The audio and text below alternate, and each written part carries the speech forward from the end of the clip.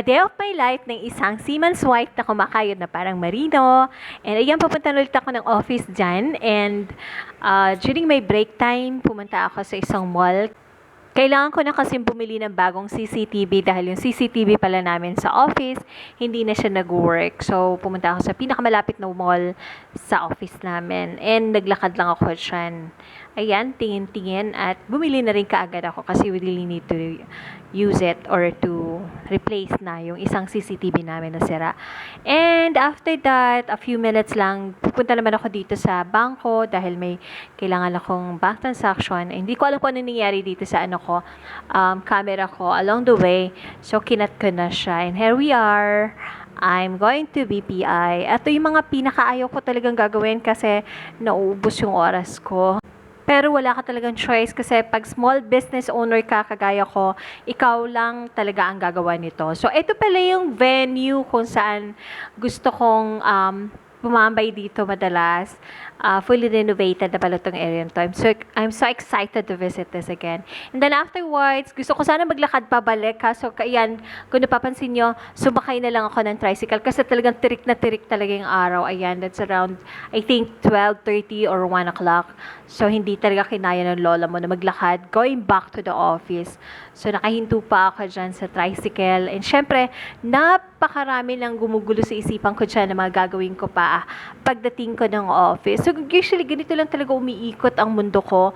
And by the way, I needed to take videos na kasi super dami na talaga akong videos na naipon dito sa aking phone.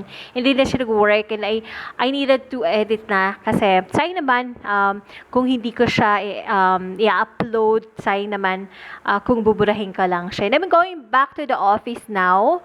So, ganun lang talaga ang routine ko sa buhay. Kung siguro once in a while makakasalubong niya ako pagka nandito taga-Antipolo kayo. Then, pagkagaling ka na ng bangko, binubuksan ka na dyan, yung nabili ko, kasi iniwan ko lang talaga siya bigla, yung nabili ko mga CCTV and I was trying to fix it my own, pero hindi ko talaga nagawa yan. I needed someone pa to fix the CCTV. So, ayan. So, by the way, meron pala ako ikukwento sa inyo kung bakit kailangan kong bumili ka agad ng mga CCTV and upgrade ng CCTV ko kasi hindi na pala sila nag-work.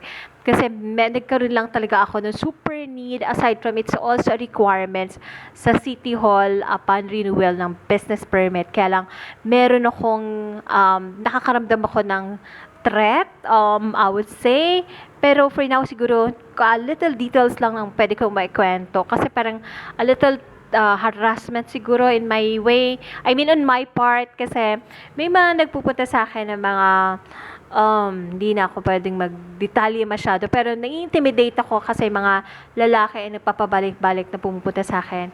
And I think meron silang ibang purpose. So, ayun. Ay, hindi lang sila isa or dalawa, but tatlo sila. So, kaya bigla-bigla akong napakuha pa or napabili pa na extra CCTV para lahat ng angulo talaga dito sa office. Maliit lang naman ang office ko, para lahat lang ng angulo makikita lang siya.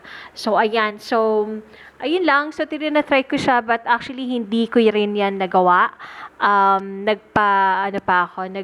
Bayad pa ako. Ayan guys, pauwi na ako dito and super pagod pero super sulit naman ang araw ko. And ayun guys, lagi po natin tatandaan, lagi ko pong sinasabi, makontento po tayo sa kung ano meron tayo pero wag po tayong titigil na mangarap na mapaganda ang ating buhay. That is for now guys. Thank you so much for watching and see you in my next video.